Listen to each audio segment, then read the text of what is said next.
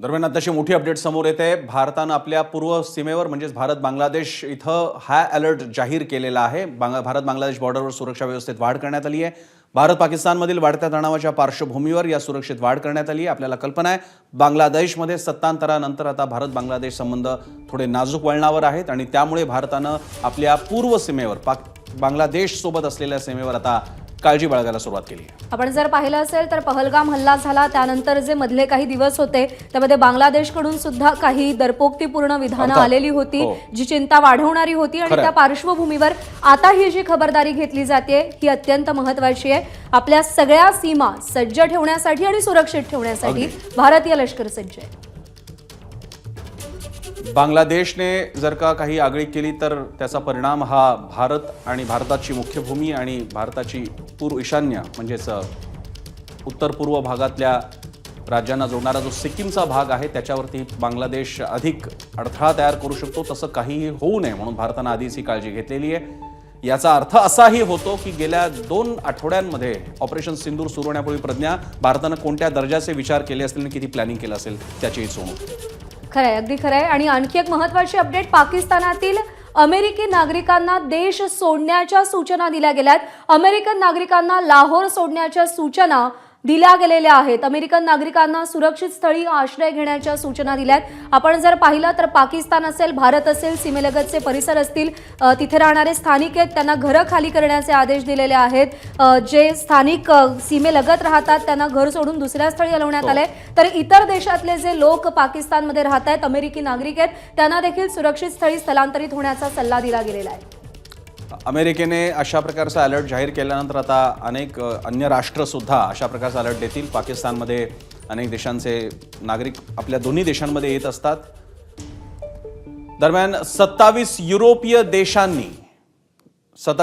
देशांनी पहलगाम हल्ल्याचा निषेध केलाय। भारताच्या दहशतवाद विरोधी कारवाईचं युरोपियन संघटनेनं युनियनकडून समर्थन करण्यात आलेलं आहे। आपल्या नागरिकांचं दहशतवाद्यांपासून रक्षण करणं हा प्रत्येक देशाचा अधिकार आहे या शब्दात निशंकपणे युरोपियन युनियन सदस्य देशांनी भारताचं समर्थन केलंय। आंतरराष्ट्रीय स्तरावरती भारताच्या मुत्सद्देगिरीचा हा आणखी एक महत्त्वाचा विजय म्हणावा लागेल। आधी पाकिस्तान UN मध्ये गेला होता, त्याची जी अपील त्याने केलेलं होतं ते नाकारलं गेलं आणि त्यानंतर आता 27 युरोपियन देशांनी पहलगाम हल्ल्याचा निषेध करणं हे भारताच्या दृष्टीनं मुत्सद्देगिरीच्या पातळीवर आणि आंतरराष्ट्रीय पातळीवर अत्यंत महत्त्वाचं आहे। प्रसन्न,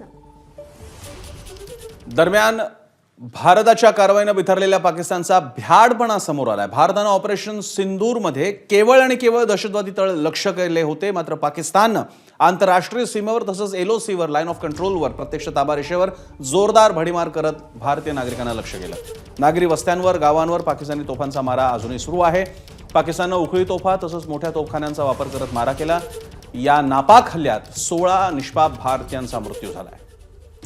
जर आपण पाहिलं प्रसन्न तर या हल्ल्यामुळे किंवा या मृत्यूंमुळे भारताच्या कानाकोपऱ्यातून अशी प्रतिक्रिया उमटते की जर पाकिस्तानला सामना करायचाच आहे तर त्यांनी तो भारताच्या लष्कराशी करावा, भारताच्या सर्वसामान्यांना लक्ष्य करून चालणार नाही। आणि जेव्हा भारताच्या लष्कराच्या मोरालिटीचा विषय येतो त्या प्रत्येक वेळी भारतानं यावेळी सुद्धा मोरालिटी दाखवत केवळ दहशतवादी तळांना लक्ष्य केलं। आताही राजनाथ सिंग यांनी सांगितलं की एकही निष्पाप नागरिक पाकिस्तानातला मारला गेला नाही, पण याच्या बरोबर उलट वर्तन पाकिस्तानचं आपल्याला पाहायला मिळतं। लष्कराचा सामना करण्याची हिंमत त्यांच्याकडे नाही, कमकुवत झालेले आहेत लष्करी पातळीवरती आणि आता लक्ष कोणाला केलं जातंय तर सर्वसामान्य नागरिकांना। पहलगाममध्ये सुद्धा सर्वसामान्य नागरिक टार्गेट झाले आणि आता सुद्धा LOCवर ज्यावेळी सीजफायरचं उल्लंघन होतंय टार्गेट होत आहेत सर्वसामान्य नागरिक। पाकिस्ताननं आता असं आहे की त्यांना त्यांचा फक्त मीडियाला हेडलाईन देण्यासाठी त्यांना करून दाखवायचं की आपण किती भारतीय मारले ते हे लक्षात घेत नाही की भारतानं जे पाकिस्तानमध्ये मारली ती माणसं